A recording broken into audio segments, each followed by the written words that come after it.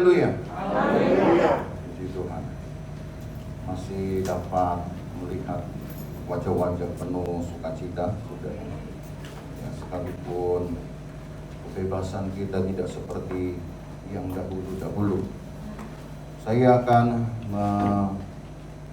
membagikan kepada saudara kebenaran firman Tuhan di dalam Injil Yohanes pasal 14. Terima kasih tentunya untuk pelayanan hari ini. Mungkin sudah cukup lama saya tidak hadir, saudara, karena memang bukan maha hadir saya. Jadi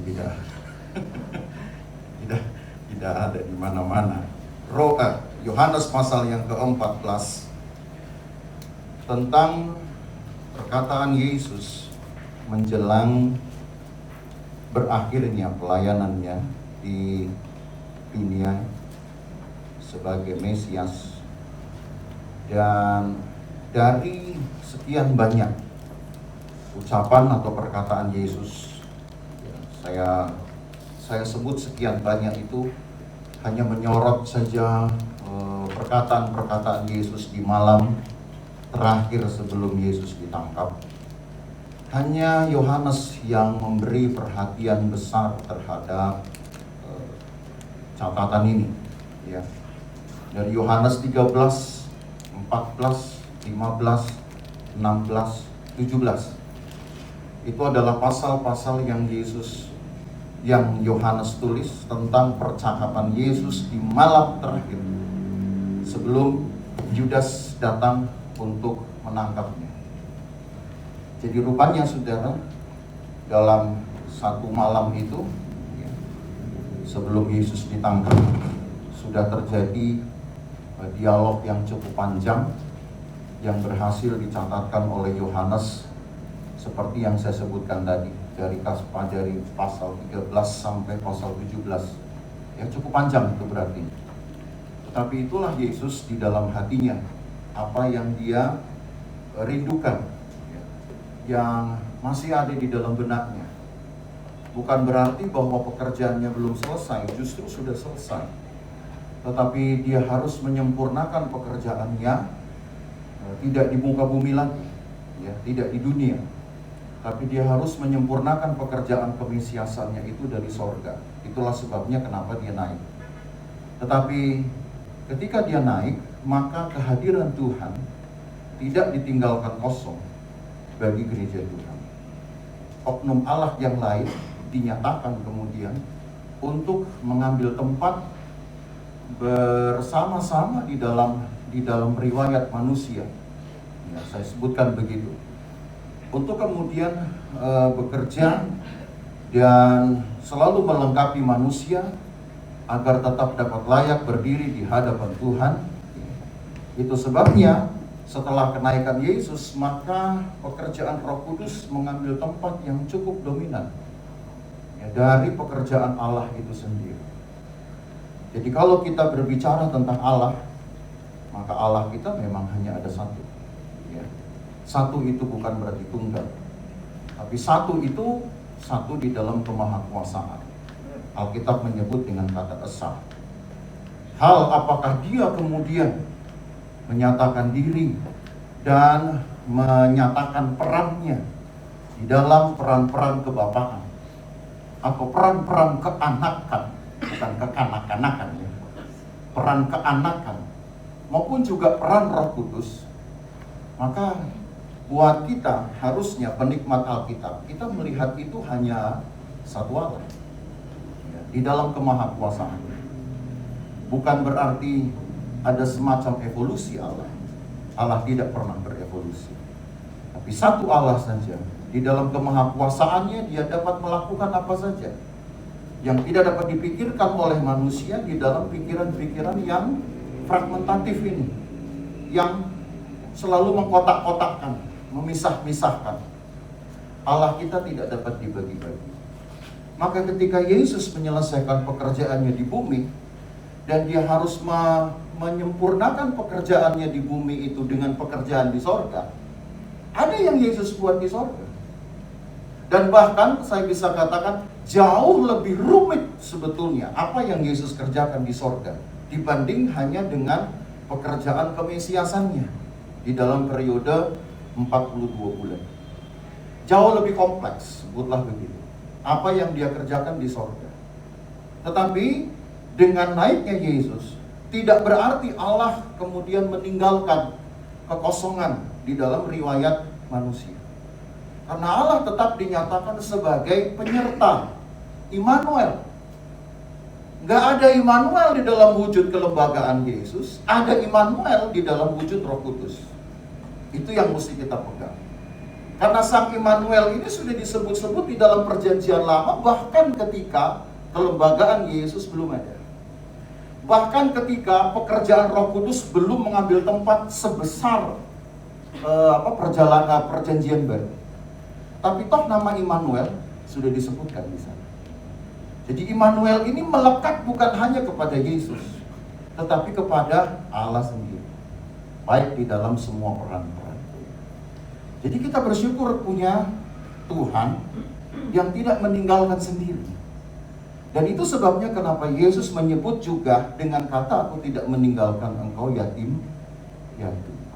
Nah, dari Yohanes 14 lah kita tahu banyak, saudara ya. Apa yang Yesus, apa yang ada di dalam hati Tuhan. Saya baca dari ayat 1 sampai ayat 3. Yohanes 14. Janganlah gelisah hatimu, percayalah kepada Allah, percayalah juga kepadaku. Di rumah Bapakku banyak tempat tinggal. Jika tidak demikian, tentu aku mengatakannya kepadamu. Sebab aku pergi ke situ untuk menyediakan tempat bagimu. Dan apabila aku telah pergi ke situ dan telah menyediakan tempat bagimu, aku akan datang kembali dan membawa kamu ke tempatku, supaya di tempat di mana aku berada, kamu pun berada. Di dalam 3 ayat ini saja sudah ada 3 pokok pengajaran gereja yang klasik betul. Pertama, bahwa Allah Yesus menyebut dirinya adalah dia menyebut oknum lain yang di sorga itu dengan kata Bapa. Sebab dia berkata ayat 1, jangan gelisah hatimu, percayalah kepada Allah, percaya juga kepadaku. Di rumah Bapakku banyak tempat tinggal. Jadi dia menyebut dirinya itu juga adalah oknum Allah.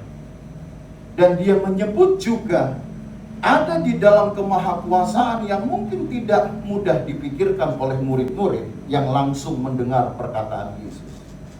Satu hakikat yang juga dia sebut dengan kata Bapa. Di dalam pemahaman kita, yang Yesus inginkan, kalau saya telusuri dari catatannya, yang Yesus inginkan, siapapun yang mendengar perkataannya, termasuk kita yang mendengar firman ini, kita hanya harus percaya bahwa Allah tepat ketika dia sedang berbicara kepada murid-murid, dia juga ada di surga. Entah bagaimana kita memikirkannya seperti itu, lagi sekali, itu memang sulit. Tapi harus diterima dengan percaya. Karena kita ini pikiran kita terbagi-bagi sudah, kan? Ya, semua tuh sebab terbagi-bagi sudah. Gak bisa kita buat satu kesatuan. Karena memang pikiran kita selalu terbagi-bagi dan kita itu ingin selalu semuanya serba membagi. Lain bicara ini, lain bicara itu.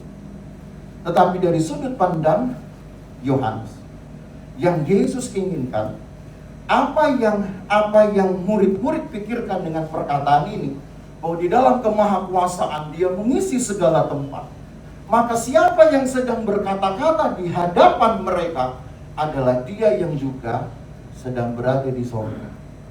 Itu makanya disebut Allah Maha Hadir. Yang sedang berkata-kata dengan para muridnya hadir di dalam kelembagaan tubuh, tapi yang sedang disebutnya berada di surga, di tempatnya, itu hadir di dalam kelembagaan roh. Tapi Allah kita ada di mana-mana. Ya kan? Kita kan menyanyi lagu itu dari kecil, saya ada, Tuhan pun ada, di mana-mana Tuhan pun ada. Itu artinya iman kanak-kanak kita mengakui bahwa Allah itu Maha hadir. Walaupun kita belum paham konsepnya. Maka Yesus berkata, aku sudah menyelesaikan pekerjaanku. Maka aku kembali kepada Bapa, karena di sanalah aku menyediakan tempat. Tapi Yesus juga bilang, di sana sudah banyak tempat. Mana sebenarnya yang mau didahulukan? Karena ayat 2 berkata, di rumah Bapakku banyak tempat. Tapi kemudian Yesus berkata, aku pergi ke situ untuk menyediakan tempat. Antara banyak tempat dengan menyediakan tempat, itu yang disebut dengan masa dari kelayakan. Oh, di sorga itu dari dulu sudah banyak tempat, saudara. Nggak kekurangan tempat. Karena yang menghuni sorga bukan hanya Allah di dalam kemahakuasaan, tetapi makhluk-makhluk sorgawi. Jumlah dari makhluk sorgawi yang kita kenal dengan malaikat ini banyak. Tidak tahu berapa jumlahnya, tetapi sorga sebanyak bahkan lebih banyak dari jumlah penghuninya. Tapi ketika Yesus berkata, aku menyediakan tempat bagimu, itu berarti salah satu dari pekerjaan Yesus di sorga adalah melayakkan orang-orang percaya yang sudah ditebusnya untuk meneruskan riwayat imannya sampai ke sorga. Kalau bicara soal penebusan, maka dengan darah Yesus, Allah mencabut manusia atau menarik manusia keluar dari pengaruh dosa. Maka seharusnya upaya manusia untuk jauh dari dosa terbuka. Mengerti maksud saya? Jadi taruh kata ini dosa mengurung manusia, penebusan Yesus membuat kita ditarik keluar. Itu yang disebut dengan kata dikuduskan, artinya dipisahkan. Karena kata kudus itu nggak berarti harus dituangi kemudian sampai kotorannya bersih, nggak begitu sebetulnya. Karena kata kudus dalam Alkitab lebih banyak bicara dipisahkan dari status jeleknya, dipisahkan kemudian atau disendirikan hanya untuk mendapatkan yang baik-baiknya. Itu kata kudus. Jadi kudus bukan main mandi, bersihin, cuci muka, segala macam ritual-ritual. Itu bukan kata kudus yang diminta dalam Alkitab sebetulnya. Tapi kata kudus sebetulnya hanyalah satu aksi kemahakuasaan Allah memisahkan kita dari dosa. Tetapi hal yang dipisahkan ini masih berpikir dosa, masih bisa. Hal yang dipisahkan dari dosa ini masih pengen balik ke dosa, bisa. Maka saudara jangan salah di sini. Bukan berarti ditebus itu kemudian hidup kita jadi kebal dosa. Enggak. Karena kita kan masih punya banyak pertimbangan. Jadi ketika pekerjaan Yesus memisahkan kita dari dosa, maka upaya selanjutnya untuk mempertahankan keadaan bersih ini, keadaan bebas dari dosa, harus dipertahankan dengan kerinduan untuk masuk sorga. Saudara mau masuk sorga tidak? Betul ya? Mau masuk semua kan? Walaupun kita berkata, oh saya sudah masuk sorga, saya percaya apa yang Yesus kerjakan membuat saya masuk sorga. Itu dari sisi pekerjaan Yesus, dari pekerjaan Allah. Supaya makin jelas bahwa yang Allah kerjakan tidak akan gagal, saudara. Tetapi pekerjaan Allah bisa digagalkan oleh manusia. Dan itu merupakan cerita lama di dalam PL. PL itu sudah demonstrasi dari kegagalan, atau lebih tepatnya digagalkannya pekerjaan Allah oleh satu kelompok yang disebut dengan umat Allah. Tragis nggak itu? Tragis. Allah tidak mungkin gagal. Pekerjaan Allah sempurna, tapi manusia bisa menggagalkannya. Jadi saudara tahu, kita ini canggih desainnya. Pekerjaan Allah bisa kita gagalkan kok. Tapi sebaliknya, pekerjaan Allah pun bisa kita megahkan. Itu yang Paulus minta pada akhirnya. Kalau contoh-contoh perjanjian lama lebih banyak mengedepankan satu riwayat dari menggagalkan pekerjaan Allah di perjanjian baru. Itu dibalik.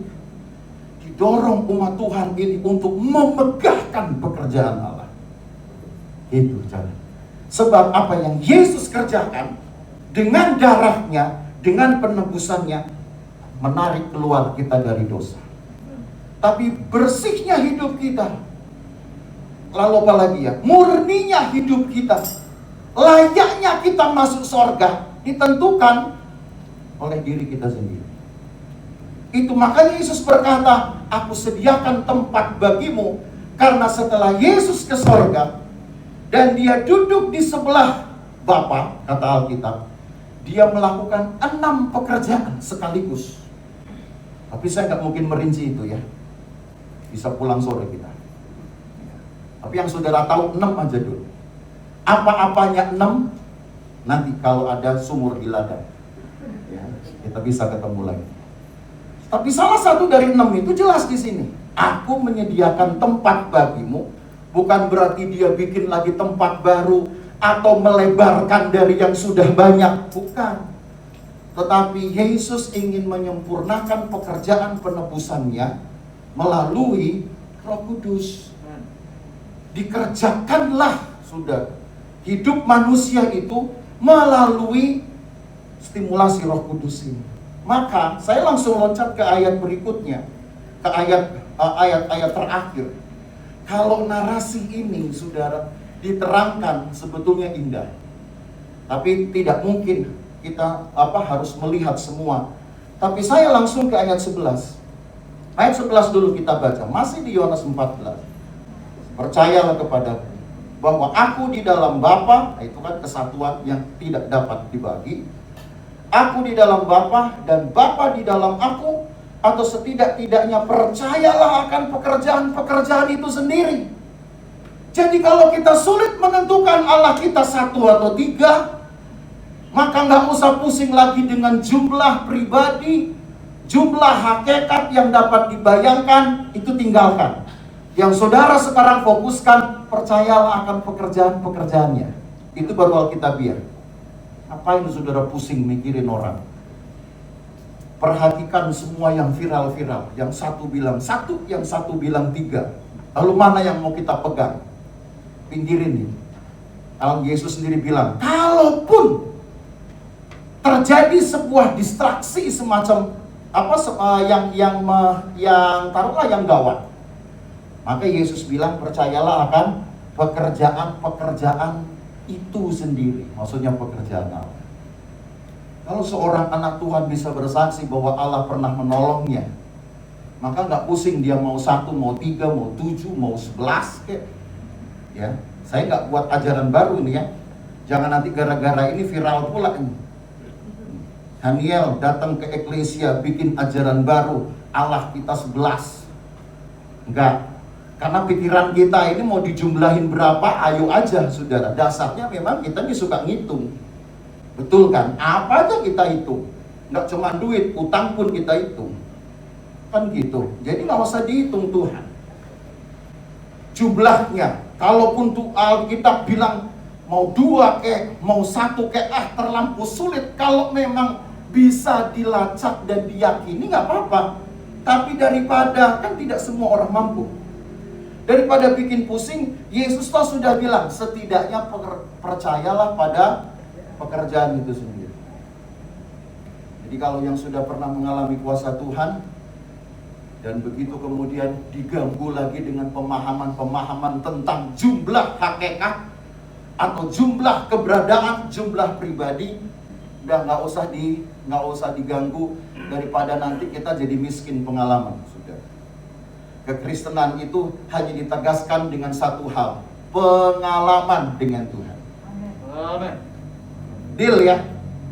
Pengalaman dengan Tuhan. Saudara mau bikin apapun, sebanyak apapun pelayanan saudara, mau kan saudara naik mimbar di sini tiap hari, tiap jam, nggak ada pengalaman, 0 saya bilang. Kekristenan itu pengalaman. Dan itu yang diceritakan sepanjang PL. Sayangnya di PL, yang punya pengalaman dengan Tuhan paling segelintir. Yang jumlah yang besar lebih banyak menggagalkan tadi saya katakan. Di tiap periode maksud saya. Di tiap periode dari kehidupan tokoh-tokoh dan bahkan bangsa Israel ini. Kalau saudara hitung coba, berapa yang sebutlah yang punya pengalaman dengan Tuhan? 1, 2, selebihnya jumlah besar kemana? Menggagalkan rencana Tuhan. Kekristenan harus ditandai dengan pengalaman. Jadi nggak usah pusing. Kalau saudara memang nekat pengen tahu, maka datangilah alamat dari orang-orang yang memang punya pengetahuan layak. Tapi kalau saudara juga tetap gak tahu, Yesus bilang, percayalah pada pekerjaan-pekerjaan itu sendiri. Jadi jangan sampai melemahkan diri saudara dengan sebutlah dengan teori tentang Allah. Tapi teguhkan iman saudara dan perbanyaklah pengalaman dengan Tuhan. Ya, lalu saya belum kesini penekanannya. Ayat yang ke-12. Aku berkata kepadamu, sesungguhnya barang siapa percaya kepadaku, ia akan melakukan juga pekerjaan-pekerjaan yang aku lakukan. Bahkan pekerjaan-pekerjaan yang lebih besar daripada itu. Kekristenan yang disebut kemudian hidup, pertama dilandasi dengan pengalaman bersama Tuhan, dan kehidupan atau dinamika kekristenan dilanjutkan ketika Tuhan mempercayakan pelayanan-pelayanan yang dulu hanya sebutlah diborong oleh mereka, sekarang dipercayakan kepada gereja Tuhan. Bahkan Yesus bilang jauh lebih besar. Ya, jauh lebih besar. Apa yang lebih besar? Jangkauannya. Jangan saudara pikir jauh lebih besar kualitasnya. Oh, Allah nggak bisa dikalahkan saudara. Tapi kalau dikatakan lebih besar jangkauannya, iya. Karena itulah pentingnya Roh Kudus datang. Di dalam kapasitasnya sebagai roh yang mempunyai kelebihan dari kelembagaan daging Yesus, setidaknya kemahahadirannya, maka Roh Kudus dapat bekerja di semua tempat dalam satu waktu yang sama.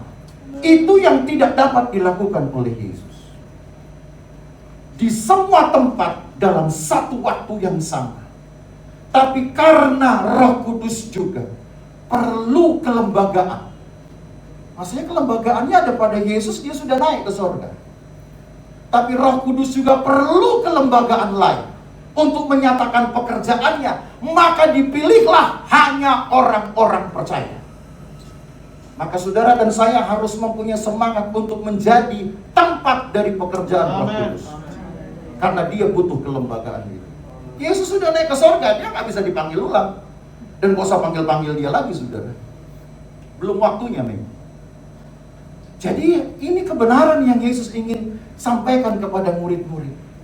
Dia naik ke surga untuk satu waktu mengerjakan apa yang disebut dengan pelayanan kepengantaraan. Kalau di dalam Alkitab bahasa Indonesia hanya disebut begitu.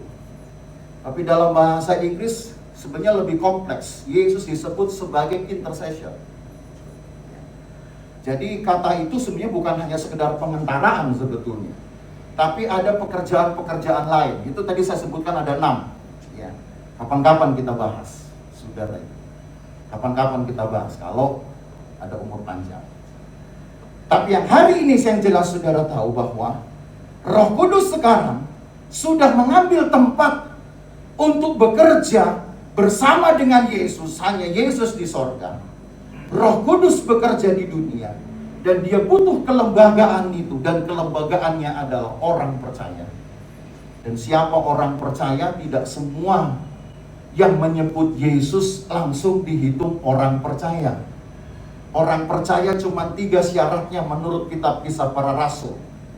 Pertama, dia memang percaya dalam artian dia menerima pekerjaan Tuhan tanpa memperdebatkannya.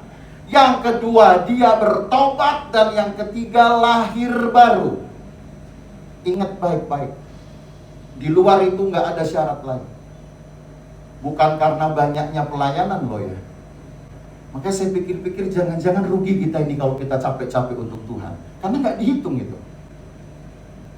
Oh iya, sudah. Itu kan hanya menunjukkan semangat kita, kontribusi kita. Sebab kalaupun kita bisa melakukan semua ini dengan bagus, termasuk ketika Paulus berkata, seorang penilik itu menginginkan pekerjaan yang indah. Kita kemudian memikirkan indah itu sudah di dalam bentuk manajemen, pengelolaan. Kita nggak tahu yang disebut indah itu maksudnya yang cocok dengan hati Tuhan. Maka cuma 3 ini, betul-betul percaya tanpa perbantahan, kemudian bertobat, lahir baru. Baru ini yang disebut nanti kerangka dari pengalaman kekristenan. Mau jadi orang Kristen cukup 3 hal. Percaya tanpa berbantah, bertobat, lahir baru. Kiranya itu masih saudara punya sampai hari ini. Kalau nggak punya, waspadalah. Berdiri di sini tanpa ketiga hal itu kira-kira menjadi satu tuduhan batin. Gak apa-apa. Itu kan nanti akan menimbulkan apa yang kemudian disebut dengan keinginan untuk melayakkan diri. Itu aja sudah. Makanya Yesus bilang, kalaupun engkau sulit, ya ini bahasa saya ya, saya bahasakan ulang. Sulit kita mencerna pekerjaan-pekerjaan dari pribadi Allah itu sendiri, maksud saya keberadaan Allah itu sendiri, terimalah pekerjaan Allah.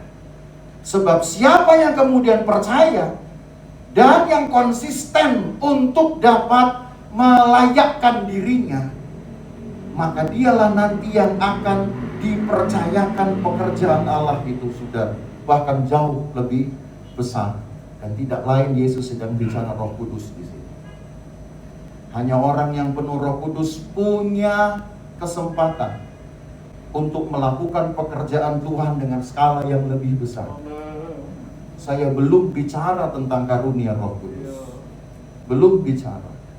Tetapi orang-orang yang penuh dengan Roh Kudus sudah dapat mempengaruhi sekitarnya hanya dengan karakteristik rohani yang digambarkan kemudian dengan buah roh. Cukup itu saja dampaknya sudah besar, saudara. Cukup itu saja dampaknya sudah besar. Dan itu sudah menggenapi apa Yesus katakan, bahwa pekerjaan-pekerjaan yang dipercayakan kepada gereja jauh lebih besar. Lalu kemana Yesus? Yesus ada di sorga untuk memperhitungkan ini semua. Yesus di sorga, saudara, untuk menyempurnakan pekerjaannya, sambil dia membawa darahnya untuk tetap menjamin kemerdekaan kita dari dosa. Tetapi jaminan itu juga harus kerjasama dengan kita yang mau menjadi alat dari pekerjaan Roh Kudus. Maka kembali ke ayat yang ketiga, sudah. Ini doktrin yang tadi saya katakan pengajaran gereja yang klasik ya, yang dari dulu sudah begitu. Yohanes 14 ayat 3 berkata, dan apabila aku telah pergi ke situ dan telah menyediakan tempat bagimu, aku datang kembali dan membawa kamu ke tempatku, supaya di tempat di mana aku berada, kamu pun berada. Aku datang kembali. Jadi Yesus sendiri sudah merumuskan sebuah pokok pengajaran Kristen, saudara, yang datang langsung dari dirinya sendiri. Pertama, bahwa dia adalah Allah juga, yang esa dengan Allah yang dikenal dalam perjanjian lama oleh tokoh-tokoh Alkitab. Itu satu. Yang kedua, bahwa di tempatnya Allah ada kehidupan yang tidak pernah berhenti. Dan itu yang kita kenal dengan kata sorga. Sorga adalah tempatnya Allah, tempat makhluk-makhluk rohani yang bertubuh rohani. Jadi yang masuk sorga hanya yang bertubuh rohani. Kalau nggak punya tubuh, nggak bisa masuk sorga. Betul? Ya, ngerti maksud saya? Jadi jangan ada nanti saudara satu statement mempengaruhi saudara. Ketika saya sedang berlutut, tiba-tiba roh saya naik ke sorga, nanti balik lagi. Saya nggak yakin roh itu betul-betul ke sorga, karena sorga tertutup untuk roh-roh. Sorga terbuka untuk makhluk-makhluk bertubuh rohani. Ada tubuhnya itu. Maka Yohanes pun berkata, ketika aku ke sorga, dibawa Tuhan. Kecuali orang-orang yang memang dibawa Tuhan dan selalu ada catatannya. Maka di sorga aku hanya melihat satu orang saja, yaitu Yesus. Tetapi di dalam Yesus itu berdiamlah kelengkapan dari kealahan. Saudara kalau mau cek, seandainya pun Yesus izinkan saudara naik ke sorga untuk ngecek di sorga gitu nanti ada berapa Allah sih? Saya nggak bilang atas dasar pengamatan saya, tapi kesaksian Yohanes, dia cuma melihat satu. Tetapi di dalam satu itu ada kemahakuasaan Allah. Di dalam satu itu dia melihat berdiamlah juga oknum-oknum Allah yang lain. Jadi tanya, kalau seandainya untuk bahasa apologet, sebenarnya Allah orang Kristen berapa? Satu. Karena yang dilihat oleh Yohanes di sorga juga satu. Yang dilihat oleh manusia-manusia di zaman Yesus datang juga satu. Tapi Yesus berkata, aku dan Bapa satu. Thomas bilang, gimana cara saya lihat Bapa? Itu kalau saudara baca ayat-ayat, mulai ayat yang keempat gitu ya. Cuman saya kurang waktu lah membahas. Thomas tanya itu, gimana caranya saya bisa lihat Bapa? Yesus bilang, lihat pekerjaanku, lihat firmanku saja. Karena aku tidak bekerja sendiri. Itu catatannya. Jadi pendeknya, kalau mau dideskripsi secara kasat mata, secara kasat logika, kita harus bilang memang Allah kita satu.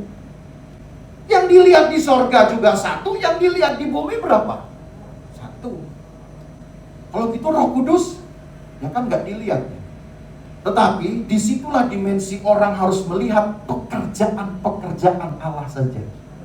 Ketika pribadi Allah nggak bisa lagi dilihat di era pekerjaan Roh Kudus, orang lain, dunia hanya bisa melihat dari pekerjaannya saja. Amen. Kalaupun toh mereka ngotot, mana oknumnya? Saudara yang harus jadi kelembagaan dari Roh Kudus. Pekerjaan dari Roh Kudus. Saudara bukan Allah. Saya katakan ini bukan berarti karena orang penuh Roh Kudus jadi Allah. Enggak. Hanya kelembagaan saudara dipakai untuk menjadi tempat pekerjaan Roh Kudus. Itu sudah lebih dari cukup. Sampai nanti ketika konsistensi ini saudara jaga, dan Allah melihat bahwa konsistensi kita sudah mencapai nilai layak, Dia datang kembali menjemput saudara supaya kita tinggal bersama-sama dengan Dia. Cakep bener kan saudara? Cakep betul. Saya baca ayat ini terharu saya. Ini ayat ini sebenarnya kalau mau dibaca berulang-ulang udah nggak tahu yang keberapa kali. Tapi pelan-pelan saya mulai mengerti lagi. Ada sesuatu lagi yang seperti saya dapatkan sesuatu. Inilah saudara yang sebenarnya menjadi inti dari baik hakikat Allah maupun juga keberadaan Allah, bahwa Allah itu bukan berarti yang nggak punya tempat. Tempatnya jelas sorga. Dan yang ketiga, bahwa Allah kita pun dapat mewujudkan diri di dalam kemahakuasaannya menjadi seperti manusia. Menjadi sama dengan manusia, bukan seperti. Dan bahkan peristiwa itu akan diulang kembali ketika Dia datang pada waktu dan tempat yang sudah ditetapkan, supaya kita tinggal bersama-sama. Jadi kalau saudara ingin masuk sorga, tunggu Yesus yang jemput. Jangan pergi sendiri. Ini Alkitabiah. Loh itu kan untuk yang hidup, yang mati, sama Alkitab bilang. Malah justru mereka duluan. Yang mati akan dibangkitkan, diberi tubuh baru. Baru kemudian terjadi pengangkatan. Maka kemudian disusul dengan kita yang belum mati, diubahkan dulu, baru juga menyusul di tempat yang sama dengan orang-orang yang dibangkitkan. Di awan-awan itulah kemudian Allah berikan semua yang layak untuk kita terima sesuai dengan cara hidup kita. Tapi sudah diberi tubuh baru dulu, baru naik. Bukan berarti nanti begitu naik baru dikasih tubuh baru. Alkitab bilang yang mati bangkit itu sudah dengan tubuh baru. Tubuh kemuliaan, tubuh kebangkitan. Baru kita yang hidup menyusul juga sudah diberi tubuh kebangkitan. Maka saya katakan yang di sorga itu hanyalah makhluk bertubuh, bukan roh. Jadi kalau orang mati sekarang kemana dia? Seperti Tante Sun Eng misalnya. Kemana dia? Belum ke sorga, belum. Ke tempat penampungan sementara. Beda ya, ada yang bilang, Pak masa ke tempat pembuangan sementara? Itu sampah. Penampungan sementara. Alkitab membahasnya dengan kata Hades atau Sheol. Tapi tempat itu adalah tempat yang sudah dipisahkan, dibedakan. Mana ruang untuk orang-orang fasik, mana ruang untuk orang-orang beriman. Untuk orang beriman, Alkitab sudah menyebut nama itu secara khusus dengan kata Firdaus. Firdaus bukan sorga. Firdaus itu bukan sorga. Karena di dalam Alkitab nggak ada sebuah interteks, saudara, atau penerjemahan bahwa sorga itu sinonim dengan kata Firdaus. Enggak. Sorga ya sorga. Firdaus itu sinonim justru dengan kata Hades atau Sheol. Tapi hanya untuk tempat orang-orang beriman. Orang-orang fasik namanya tidak ada dalam Alkitab. Nggak dikasih nama. Mungkin nggak penting kali. Kenapa? Dia fasik kok. Nggak penting. Jadi ketika Yesus berkata hari ini kepada orang yang ada di sebelah kiri, apa kanan ya, saya lupa ya kiri kanan lah, mana ya. Hari ini engkau bersama-sama akan dengan aku di Firdaus. Karena dia kalau mati belum terima tubuh kebangkitan tuh, rohnya kan yang baru naik, maka dia sudah ditampung tetap di tempat yang baik sesuai dengan kehidupan, yaitu Firdaus. Jadi sudah senanglah roh-roh orang mati ini yang di dalam Tuhan sudah Firdaus. Cuman mulut kita ini nggak biasa mengucapkan hal itu, apalagi untuk bahasa penghiburan. Oh, hari ini kita mendapati saudara kita, tapi dia belum ke surga, saudara-saudara. Oh, kita bisa dimaki-maki sama keluarganya. Kita sudah nangis-nangis ini minta penghiburan, yang keluar bukan kata-kata penghiburan. Ya, yang nggak usah bilang gitu-gitu amat sih. Tapi cukup kita bilang hari ini kita tahu saudara kita ada di Firdaus. Nah, itu lebih cakep. Karena kan orang pasti asosiasikan Firdaus itu surga. Nggak apa-apa. Nggak apa-apa gitu. Lebih bagus begitu daripada kita bilang, tapi sayang dia belum ke surga, saudara-saudara. Dia masih ada, ya tinggal sedikit lagi lah, belum sampai. Tunggu waktu. Itu kan bikin hancur pengharapan. Tapi kebenarannya saudara tahu sekarang. Ke surga itu tunggu Yesus jemput. Yesus yang bilang, aku akan datang kembali. Jadi kita ini orang-orang spesial, saudara. Tunggu dijemput dulu baru masuk surga. Mau dijemput? Ya mau lah. Ya. Dijemput, ya, asal jangan dijemput malaikat maut. Dijemput dulu Yesus. Kapan itu? Tunggu waktu dia kembali. Lalu apa yang perlu kita lakukan sebelum dia datang kembali? Gak usah ngitung. Itu viral doang nanti. Gak usah ngitung. Tapi lakukanlah pekerjaan Tuhan. Hiduplah dengan Roh Kudus. Perbanyaklah bahkan pekerjaan-pekerjaan bersama dengan Roh Kudus. Karena itu yang harus jadi orientasi umat Tuhan. Haleluya. Saya selesaikan saudara khotbah saya. Gitu. Sebab kalau tidak kita perlu lanjut. Tapi kalau sudah paham, kan enak menutupnya. Tuhan memberkati.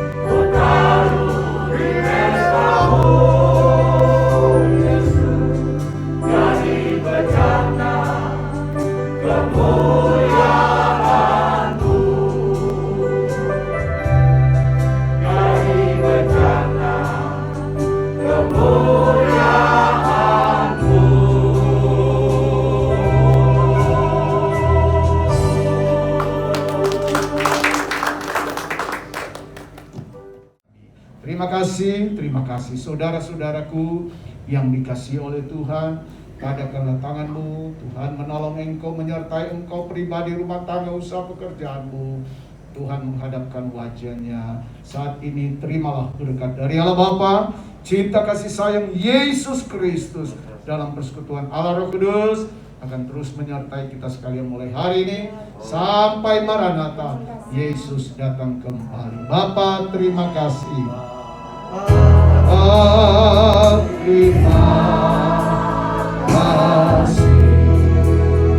Terima kasih